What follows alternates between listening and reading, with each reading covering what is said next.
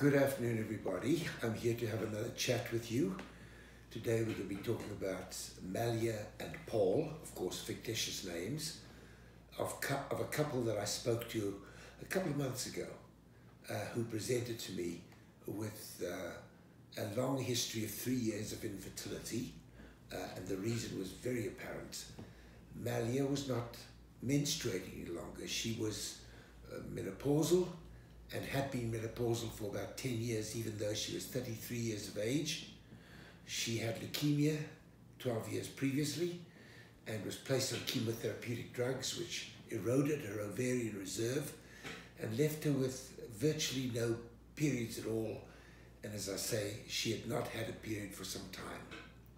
Paul, on the other hand, had initiated 3 pregnancies in a prior relationship, and he had a normal semen analysis. It was perfectly healthy. Malia had, because of her estrogen deprivation brought about by prolonged menopause induced by chemotherapeutic drugs, Malia's uterus had shrunk, had what we call involuted. Instead of being the size of a pear, it was reduced in size down to the size of a plum. And worse still, a uterine cavity inside of the uterus was very shrunk and the lining was very, very thin.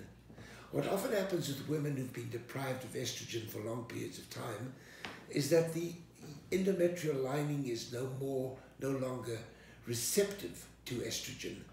The receptors to which estrogen must bind to cause the lining to thicken are suppressed, and in order for them to come back into responsive mode, you need to reprime the uterus for several months. At the same time, while giving a woman cyclical estrogen progesterone therapy for 2 or 3 months, the uterus will grow again in size, the cavity will enlarge, and the lining will become responsive.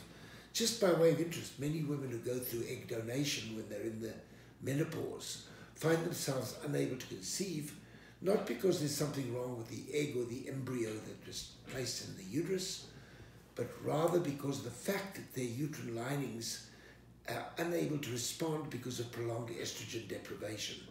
Such women need to go on estrogen progesterone therapy, in my opinion, cyclically for some time to re-establish endometrial responsiveness and regrowth of the uterus.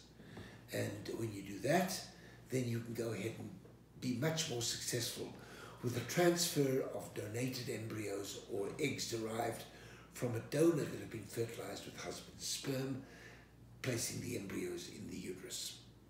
This is a very important precautionary measure, and I see too many people that come to me in the menopause trying to get pregnant with IVF and giving a history that they've done 2 or 3 egg donor cycles, but they never worked, and this is very often the reason. In the case of Malia, she had normal fallopian tubes. They were patent, as might be expected. There'd be no reason for them other than previous inflammation or surgery to have damaged them. So they were still open, but that didn't matter because she can't ovulate and produce an egg. And other than that, she was healthy. She was in total remission and had been in remission for something like 5 or 6 years following the chemotherapy. Good for her. But anyhow, the big issue now was how were we going to help Malia have a baby? And when she first presented with me, she was adamant and she insisted that she wanted to try with her own eggs first.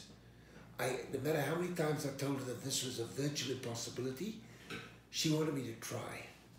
And so I worked with her own doctor and prescribed a very, very aggressive and robust protocol of stimulation, which involved estrogen priming and what I call an agonist-antagonist conversion protocol.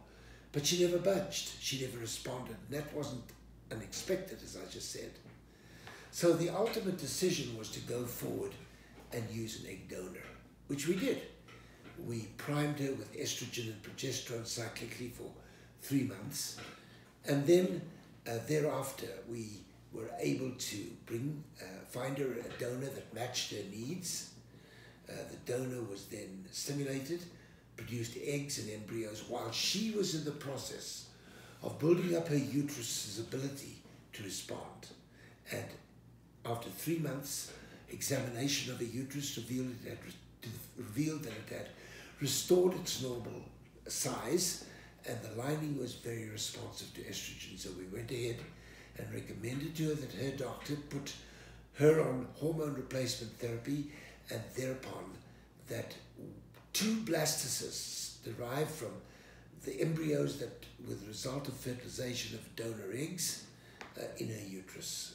Believe it or not, Malia conceived and is currently pregnant early on with twins. I want to make it very, very clear that she would never have been able to carry twins, and she would probably not have gotten pregnant at all had we not reprimed her uterus and her endometrial lining to make it responsive. So here's a very interesting success story of a young lady for whom there was really no hope of having a baby with her own eggs, and even very little hope of her having a baby with donor eggs until we were able to restore her uterus to its normal capacity, which meant that in the stimulation, her lining ideally should have measured more than 9 millimeters, which it did. Definitely not less than 8, because you shouldn't be putting embryos into a uterus with a lining on the day of the trigger shot of HCG or starting progesterone is less than 8 millimeters. These women will usually, almost invariably, not conceive, and if they do, they lose the pregnancy very early on, which is bad enough in its own right. Now, for those of you that are interested in talking to me and undergoing a Skype consultation or a FaceTime consultation with me through Share Fertility Solutions, I'd like to invite you to call my assistant, Patty Converse. Patty's number is 702-533-2691. Again, 702-533-2691. And for those of you that live in Canada or the United States, you can reach me by the 800 number, 800-780-7437. That will reach Patty, and she will send you a questionnaire to complete. Please complete it as best possible. Return it to her with as many of your medical records as are available. If you don't have them all, I'll pick up on that and be able to get them from you at a second follow-up visit. And Patty will set you up for a consultation with me. You can also book by emailing Patty directly to concierge, CONCIERGE, CONCIERGE at shareivf.com.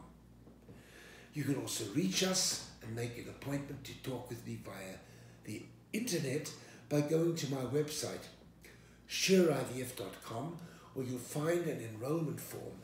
All you have to do is fill that in and click, send it off to Patty. But in all instances, please be sure to send along your personal cell phone number so Patty can get back to you straight away and help you through the process.